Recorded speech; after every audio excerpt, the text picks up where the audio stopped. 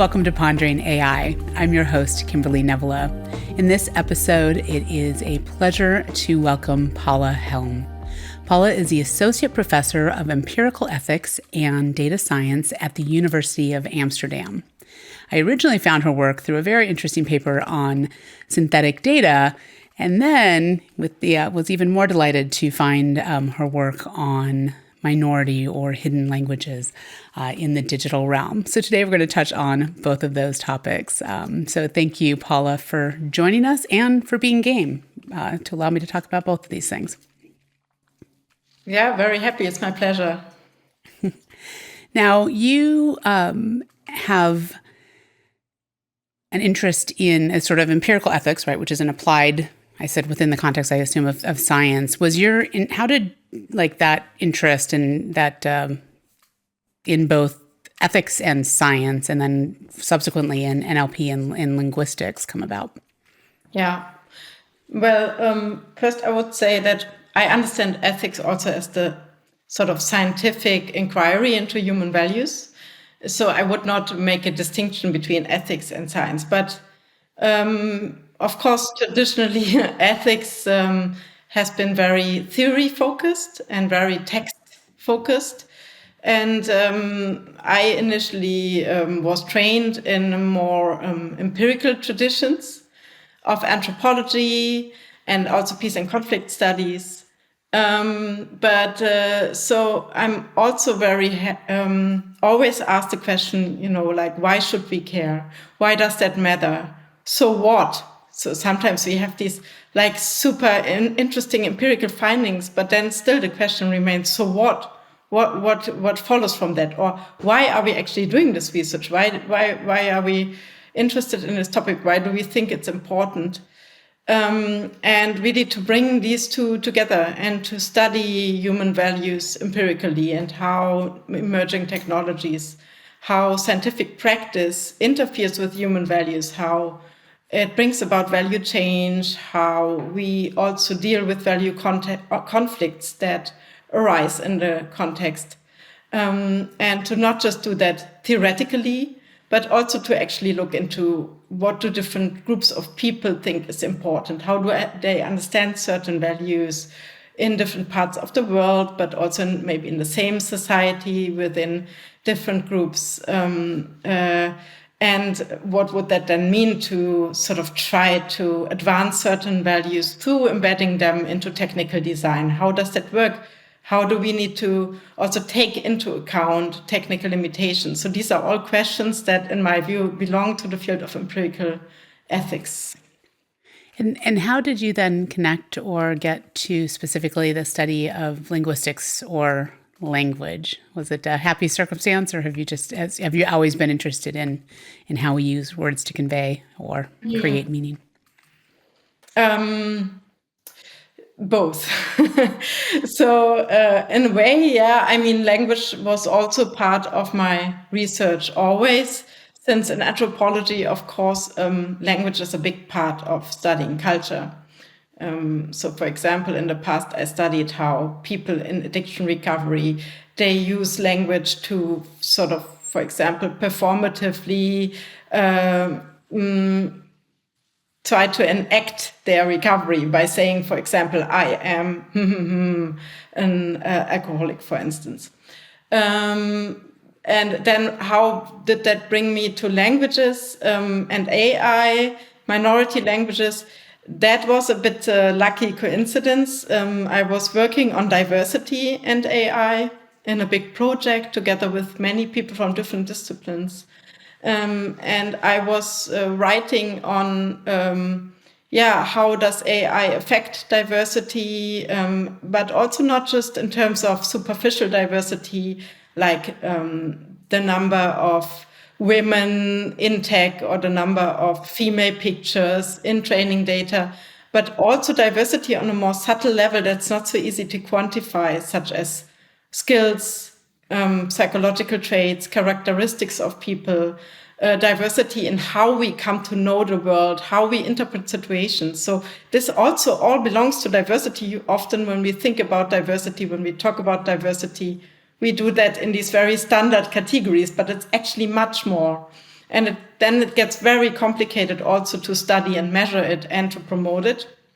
And so we had these discussions, and then my colleagues said, well, Paula, could we maybe have a call, because we're actually on something and we would really like to hear your opinion. And these were my technical partners, and my opinion in terms of ethics. And they were presenting me with their studies on the underrepresentation of languages in AI, and how even though the performance of large language models is increasing at a really impressive rate. I'm very impressed, and I think it's wonderful.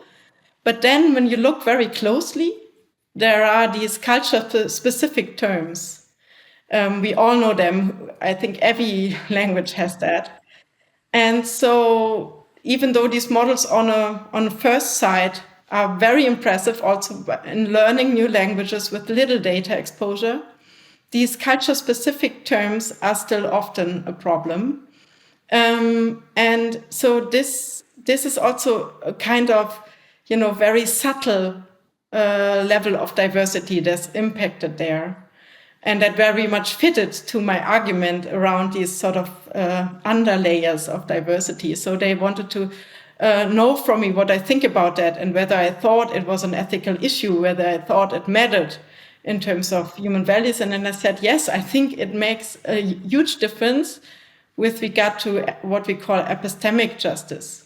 So justice that is not just about the distribution of resources, but about how other people value us as practitioners and bearers of knowledge.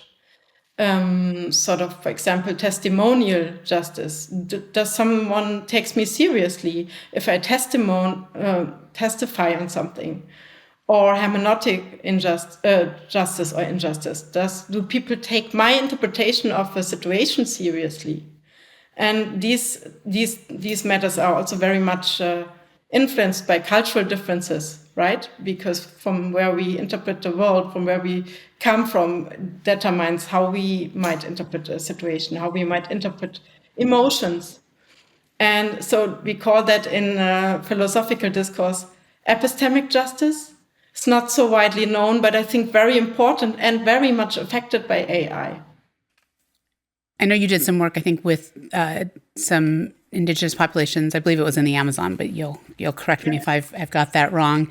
Talk to us a little bit about the work that you did there and what you think that we need to, or what we can learn about really just, I guess, the nature of language, and, whether our perhaps simplistic hopes about, being able to just discreetly and directly translate things really, really hold up. Yeah. So maybe as a little qualification, so I'm not a linguist. My focus is less actually on actually the language, but is more on the speakers and their communities and the relation between technology developers and speaker communities. So this is my focus. I collaborate with linguists, I collaborate with technology developers, but I think this very specific focus on the speakers themselves is something that has not received the attention it deserves. So that's my intervention in a way in this collaborative settings. But of course, I also learn a lot about language. So for one, I think it's important to also highlight that the translation fallacy is that applies to every translation. So also when we translate English into German, to languages that are very, powerful in terms of political and economic backing, in terms of technical resources. Still, we have these sort of terms that are not so easy and straightforwardly to be translated.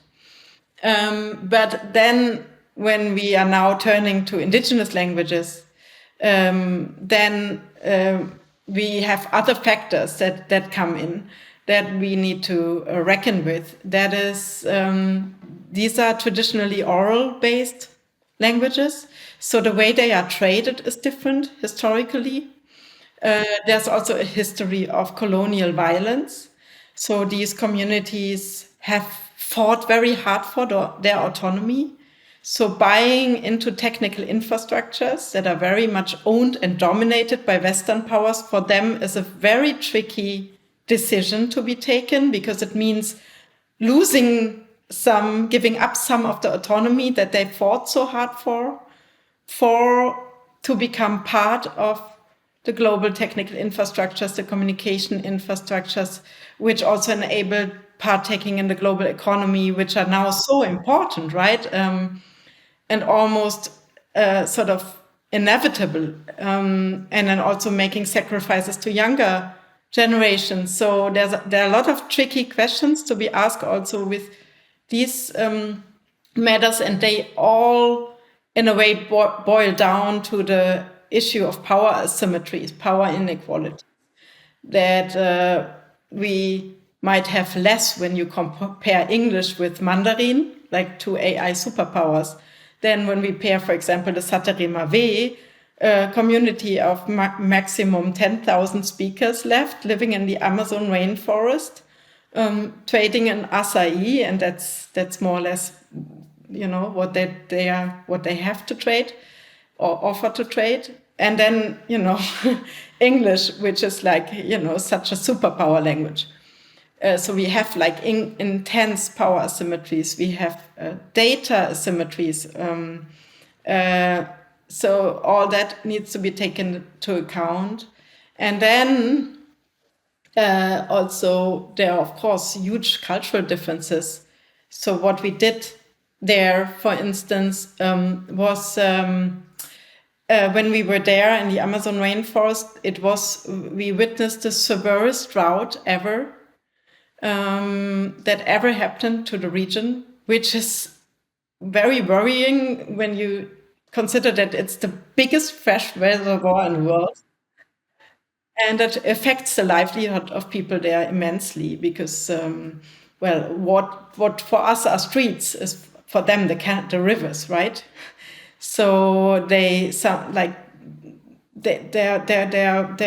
transportation pathways were in a way gone, or they had to share them with alligators, which came so close because the water was so little. So these like very, on the spot problems.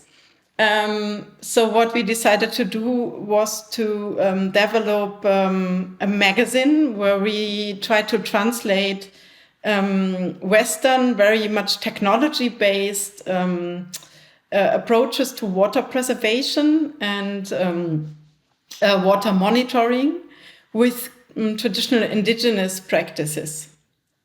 And it quickly became clear that there were almost more terms that were not translatable than they, we had to discuss almost every single term, because for the kind of indigenous practices and the tools that they use, there's no representation in English or Portuguese, and the other way around. So that made it very clear, how translation is actually a process of creating cultural understanding and something that where you discuss, you get to know each other, you negotiate also within your own group what you actually mean by something. And if you do that, that made it very clear how powerful also this process is. So if you now are a big tech company, you want to bring your technology to people around the world. You want to make it accessible for them. You want them to be able to express themselves in their language on your platform. But then you don't do that, but you don't involve the speakers themselves. That's you really risk going over their epistemic self-determination, their capacity to determine for themselves how they want to express themselves, how they want to know the world, and how they want to make themselves understandable by others.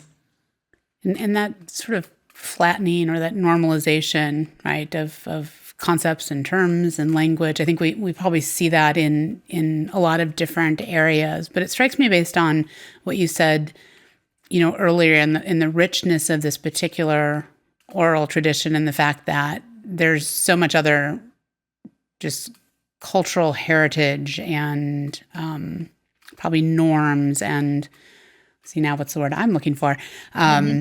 Traditions, right, that are caught up in how those stories are told, and which versions of things that they do that. And on the other side, in some of our current approaches, we tend to hear things like, well, isn't this going to be great? Because, LLMs are great. They have all the knowledge in the world on them.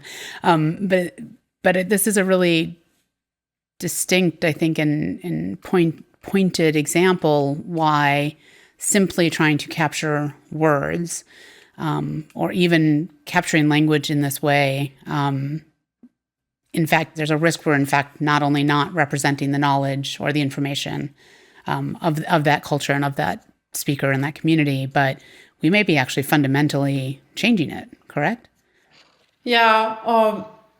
So there's this term of semantic drift, which is not about, a radical change, but it's about, slight and a little bit of drifting towards maybe a kind of Anglocentrization of the way we use language or we communicate, we create understanding amongst ourselves. So what you see, I would say, is more processes rather than, which makes it also very challenging to study empirically. And again, I would say it all sort of, some people use very strong words. They call it kind of neocolonial processes, or epistemic colonization. It depends on whether you want to go into this direction of comparing with these kind of historical processes and you want to draw a parallel there, or you just whether want to just call it epistemic injustice or epistemic self-determination. I think it's all about, it's about asking for permission. So the Māori, for instance, raised their voice and said they addressed mostly Whisper AI, and said, well, you are just using our data without asking us, and we actually don't want that. And then they developed a license for indigenous language data, because what I think is also very important in this AI ethics debate is to realize that the way in which, for example, in Europe, but also in the US, in which companies give themselves ethics principles, or the EU is trying to set ethical standards for AI, is very much focused around Western conceptions of what is good and right, of what we value. And what this case with the Māori, I think, makes very clear is, for example, our understanding of privacy is very Western insofar as it's a very much an understanding of privacy that's related to the individual, to my I'm a EU citizen, so my personal data is protected under the GDPR. But language data, well, what is that? Who does it belong to? It's not personal data, so it's not in the same way protected. It's considered to be sort of, public good. But that also means that powerful actors can grab it and use it for their advantage. And indigenous communities might see this very differently, and they might actually say, well, language data, because for us telling stories is a very, very important component of our culture, of our identity. It needs to be protected.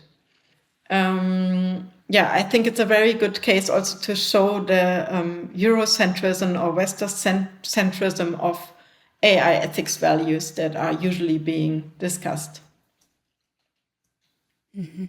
And, when we had first met, you said something interesting in that there's a very distinct, I think that disparity or that difference in approach or just philosophy, came into really stark contrast when you said that Meta's approach comes in under the sort of theme of no language left behind. Mm-hmm. And you said this is really, really different and would have very different sort of feel and implications if, in fact, the tagline was no community left behind. And so I think you've touched on this a little bit, but why is that differentiation so important? So it's a bit my mantra, right? From no language left behind to no community left behind. I mean, it very much depends on how do you see like the data subjects whose data you are you want, or about whom you want to produce data. Do you see them just as data producers? Do you see them as future technology users? Or do you see them as co-shapers of AI? And so, I mean, of course, now there's this big AI hype, but AI has a long history as an academic discipline, goes back to Cold War histories, and has been shaped very much by Western imperial interests. So you can trace that really back to the Cold War. So, what we see now, the big breakthroughs, they are not like, they did not come out of the blue.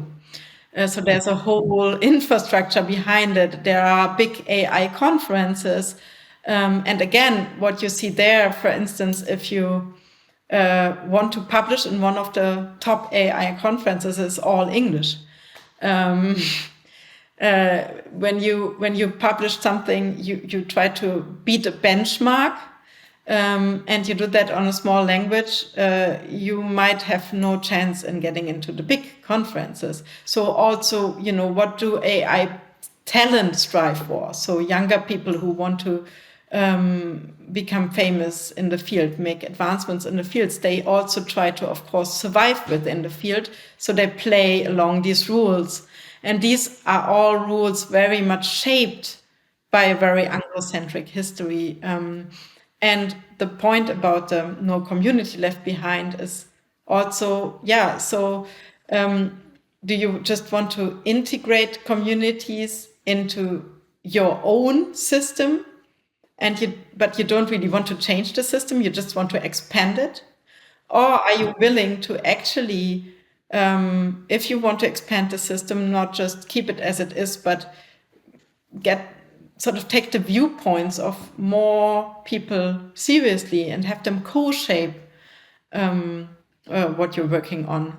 That's a very different approach. And that, of course, it takes much more time and energy and local investment. And the current AI field is very much concentrated around scale, especially since the breakthrough of transformer models. Of course, this is data-centric, data-driven AI, and it strives on masses of data and huge compute. So it's in a way power centralizing in its very structure, and that's a bit at odds with this idea of taking local communities seriously and co-shaping the field. Mm-hmm. And is there also an implicit assumption that in order for those smaller communities to engage in the global, economy, that they sort of almost must by default use some system like this that actually will translate, right? That serves as a mm-hmm. translator or a mediator between them and the world in these other languages. So, and I'm articulating this badly, but I speak English, and if I'm going to get on something and talk to you, or I'm going to use something like a Copilot and I want that in my native language, it's not clear to me based on what you're saying too, that we're really enabling that kind of engagement, right? In a way, it's of course also very wonderful. If we like, it's not. I mean, my research is not about criticizing the idea of trade languages. For example, I mean, I'm a profiter of that myself. I'm German. I work in the Netherlands, and I teach in English and I write in English.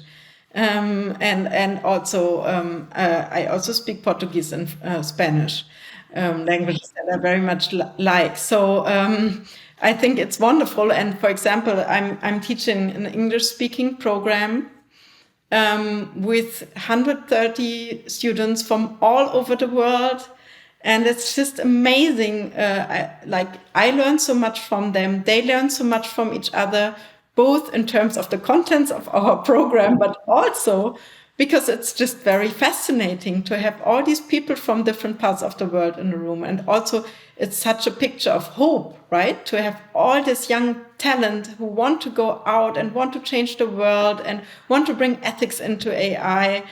And, you know, some are from Lebanon, others from Singapore, some are from Taiwan, others from, I had an Irish student who wrote her thesis on Irish, also as in a way an indigenous European language. And that's only possible because we all speak English. So, but that's also why I really find, that's also what fascinates me so much about this field of empirical AI ethics, that there's no easy answer. And there's also no right or wrong in a very clear manner, but it's always a balancing. It's about seeing the sort of ups and downs. It's about trying to find middle ways. So if it would be so easy, we wouldn't be sitting here and I would not have a job. But it's also not just about minority languages, and that's very important. So I do research with indigenous peoples, and it's very fascinating. And I think also very important that these languages and cultures do not die out, because I think that the world needs the wisdom that they have, as they might help us also find other ways that might be more sort of friendly to the climate, for instance. So, but it's also about languages spoken by many people in the world, which are highly underrepresented in AI. So it's not just these small indigenous languages, but for example, languages spoken in Africa, Pashto, Hausa, and these are languages spoken by many, many people, refugees who come to Europe, and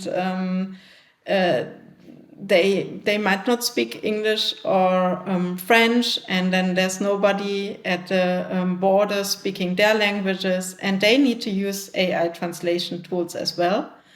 And again, we have the problem that, they already perform quite impressively, but maybe not as accurate as to be completely relied on in such situations where you make life or death decisions on people's fate, right?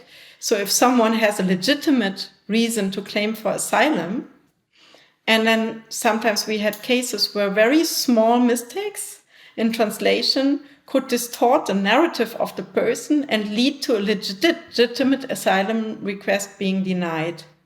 And that is something that cannot happen because, it's really that's not just epistemic injustice that could cost the person their life.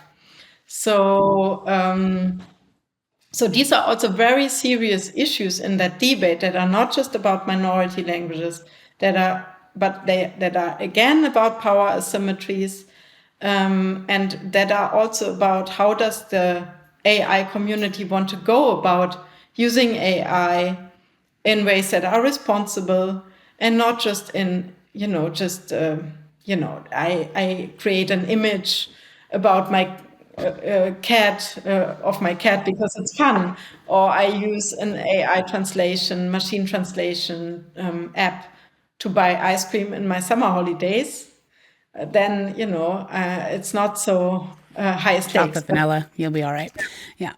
But if AI is to be used in high stakes contexts such as immigration, it needs the accuracy needs to be on a different level. Mm-hmm. And do you think that our current approaches are capable of getting us to sort of the required level, particularly in these kinds of, they're high stakes and they're also high stress, which means that, how you would maybe articulate and speak normally could be very, discombobulated as well, just by virtue of the situation as well, which I can imagine that not just with language, but now you're looking at, bodily cues, or trying to sort of assess, body language and these sorts of bits. And I can see lots of ways that this would go really, really wrong. And I don't know whether we're heading in a direction that would allow us to do that, or if this really requires us to be able to apply a little of humility as well, and recognize really what these things should and should not be used for. Like, is this a circumstance where it's perhaps this is just not the right piece? I mean, someone, I guess, would then argue and say, well, someone, if you were translating, Paula, you could get it wrong as well. But I think that's a fairly thin kind, because you are more likely, I think, to recognize just based on the context and the content and the interaction itself, the nature of the interaction itself, that a mistake is being made. Yeah, of course, humans fail as well, but they're also called interpreters, right? So, and for a reason. So it's interpretation. So that brings me back to this translation fallacy, that it's in a way always interpretation. But yeah, I mean, you're very right. If you have a legitimate reason to claim for asylum, then usually something really bad happened to you, or will also potentially happen to you. And that usually means that you're talking about something very heavy. And what humans do when we talk about something horrible that happened to us, we often speak in metaphors, right? Or culturally specific ways of circumscribing the situation. So that also needs to be taken into account. This is why some people also like to talk about trauma-sensitive translation. But I mean, I think so. AI causes a lot of energy. Energy consumption is a huge topic, of course. So if the energy consumption should be justified, then sort of it is especially the high stakes situations where AI could be useful, right? I mean, this immigration is, of course, an area where translation is a big issue, lack of translators, and where it could potentially be very helpful to have reliable tools. But there's also, so who's investing into this, building these tools? It's very expensive. So maybe for big corporations, there's not enough economic incentive. And maybe then there's also not the political will. So who's doing it? So that's, of course, I mean, a very realistic question in that context as well. Yeah, and I to the best of my knowledge, there's not. I think folks then start to look at, is this the purview of governments or of community groups and things like that? But there is, because of the way the core infrastructure has been set up, there's a very high barrier to entry, unless we start to think about how do we package these in a way that somebody could actually use it and use it differently, right, and apply it differently, and that didn't require all of those things to come with it. Yeah, but then of course you also need to have the kind of regulation and safeguards in place on a very high level if you want to use this system in high stakes areas, such as talking about benchmarks, for instance. which are, to my knowledge, to this date, they're not differentiated enough yet to guarantee that AI systems are safe to use in certain contexts, for instance. So there's also a lot of work needing to be done in this context. Is there anything else that we haven't touched on relative to this work and your work with minority languages that you think is just important for folks to know that they might not be aware of? Yeah, well, I think we made clear that it's not just about the languages, but about the speakers, right? Yeah. That it's not just about first sight impressive performance, but we have to look more closely, and that it's also about epistemic justice and cultural diversity, and not just about expansion. I think these are the main 3 points that are very important for me to highlight. I had originally found you through this paper on synthetic data, because this is clearly all the rage at the moment, and in a lot of cases with good reason. But I thought you raised a really interesting point of discussion, because a lot of the time when we are talking about the value and the opportunity with synthetic data, it is couched in the context of allowing us to resolve specific errors or omissions or gaps in the data, and in fact, as a way to address things that then, like ethical issues and other concerns that arise from things like bias or a lack of representation in the data, et cetera, et cetera.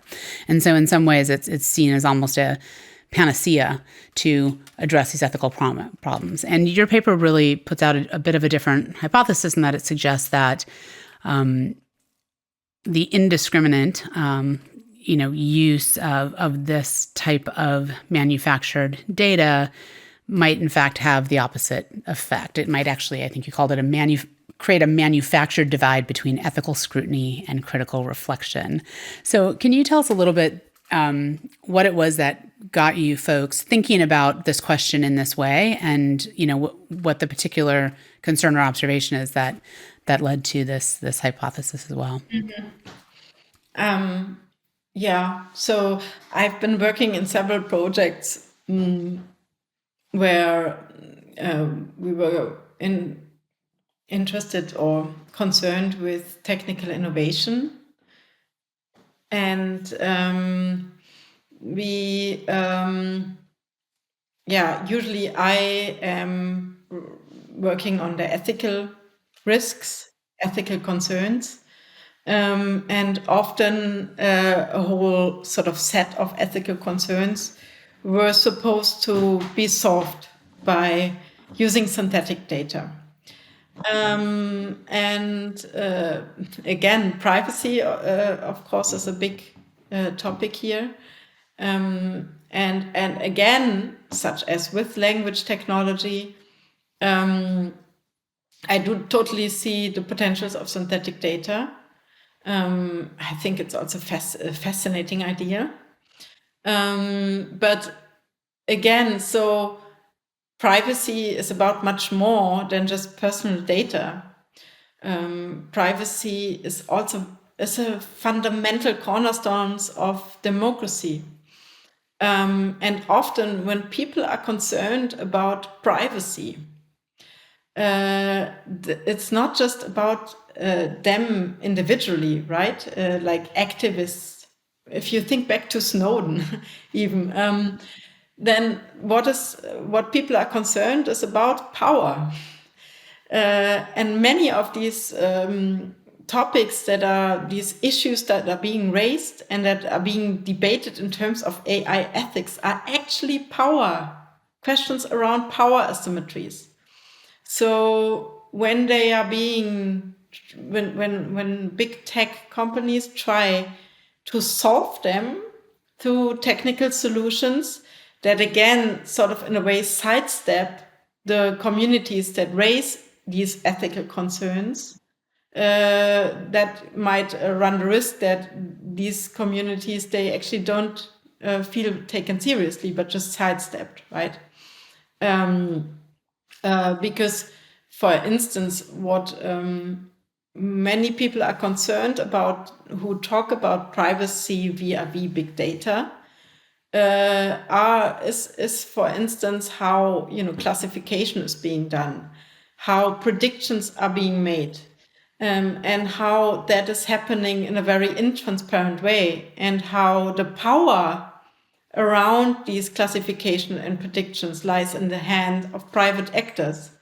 So that's a concern that synthetic data and the way that's being used to solve privacy issues cannot solve.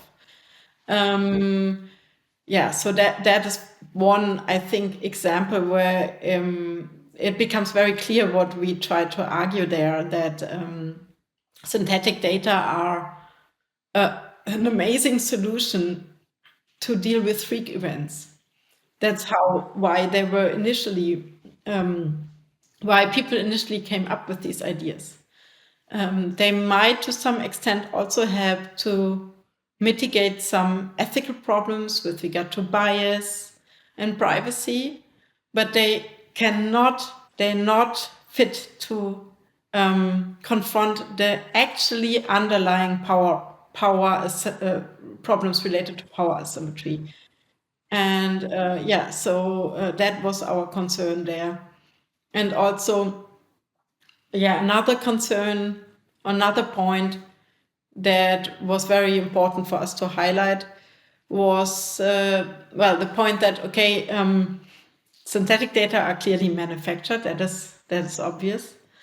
But actually, when we think about it more closely, all data is manufactured. So I use this comparison with, nuts that just lie around on the street, and you can collect them. So when actors within the big data field, they talk about collecting data, it sounds like they're just picking them up from the street. But of course, data is always being produced.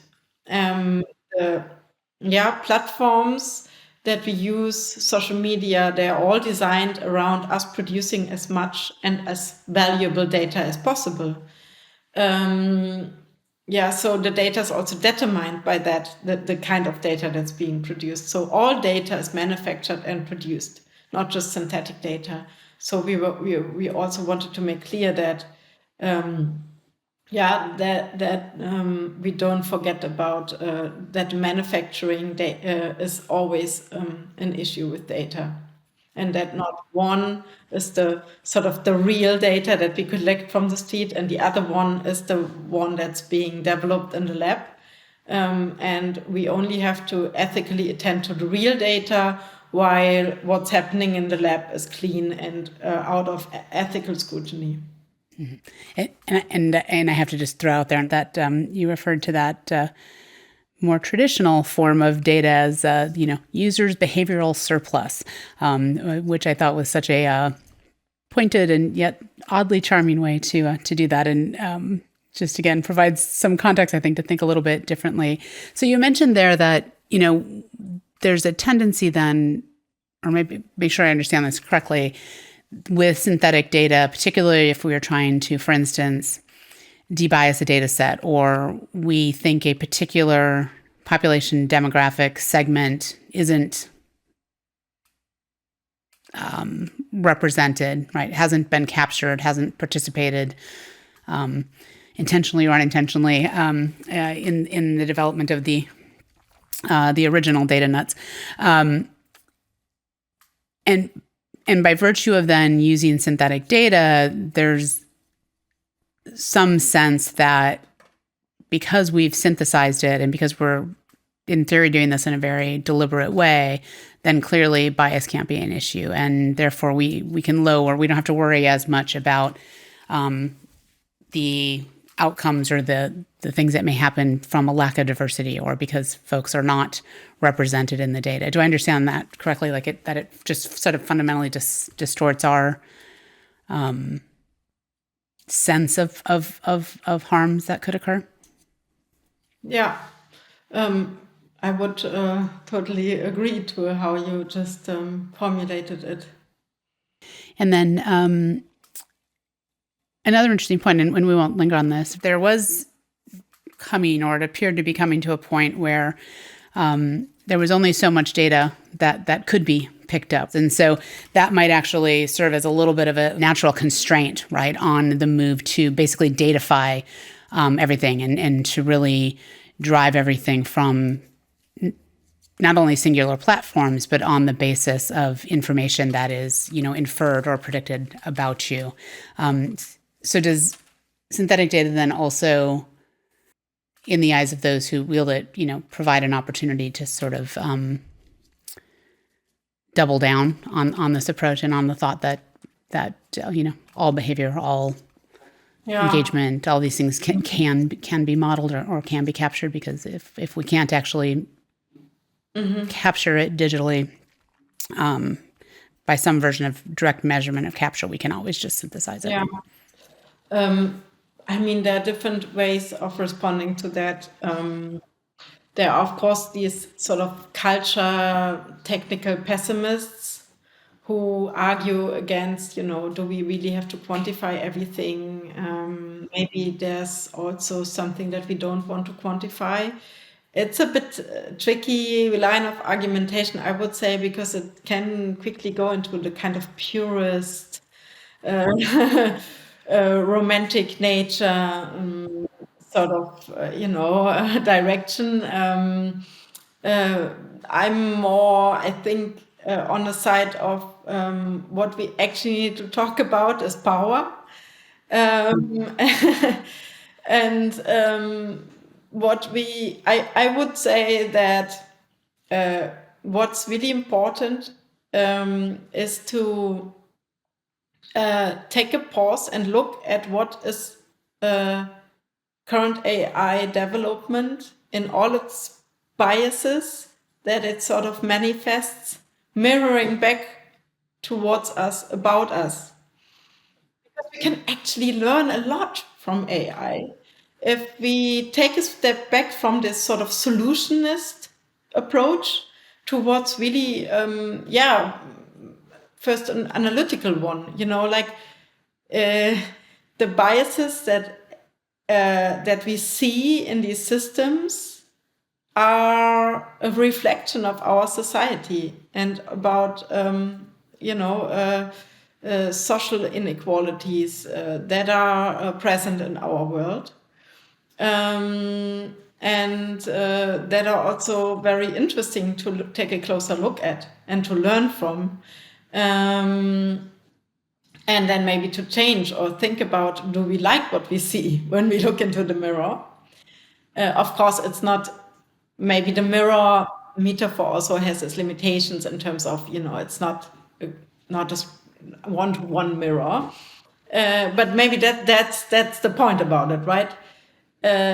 So that would be, I think, the point that I find very important there. Rather than this argumentation about maybe we need to have these spheres in life that should be out of datafication. If I would not go as far as telling people, for example, who have a serious disease and where AI could help them to find a good cure, to tell them, no, that areas are beyond datafication. That would be very sort of kind of top-down moralist approach to ethics that I don't subscribe to. Mm-hmm. Although, would you subscribe to a theory that says if somebody provides a data product, whatever the interface, that purports to be able to analyze and provide that advice, that there is a level of accountability for doing that responsibly and accurately that does come with it, and that's not always incumbent in how these services and products are delivered today? Yeah, of course. At the moment, it's the wild, wild west. And generally, if it's done well, regulation should help to sort of protect consumers, protect citizens, to some extent equalize asymmetries within societies that are unjust, and that's needed for sure, no question about that. Yeah, excellent. All right. Well, you have been very generous with your time and your insights. As I said, I started down the path of reading your work, and then I couldn't stop. So, any last words or thoughts you'd like to leave with the audience? It's a very good timing because just my parents, I'm a parent, my children came home. Excellent. So that's an area where personally, privately, I say, I don't want my children on this video. So that's where I would not say that, it's up to others also how they want to handle it. But yeah, I think that gets back to that point of where power and agency and who has the sort of decision-making, not only authority, but control. And we will make sure that no child is represented in the background. So thank you so much. I think with that I will thank you for your time and your insights, and look forward thank you to for reading the papers and being so well prepared. It's very nice. Oh, absolutely. And hopefully we'll get a chance to circle back in the future and see where this is all played out. So thank you so much. Yeah, thank you. All right. So to continue learning from thinkers, doers, and advocates like Paula, you can subscribe to Pondering AI. You'll find us wherever you listen to podcasts and also on YouTube.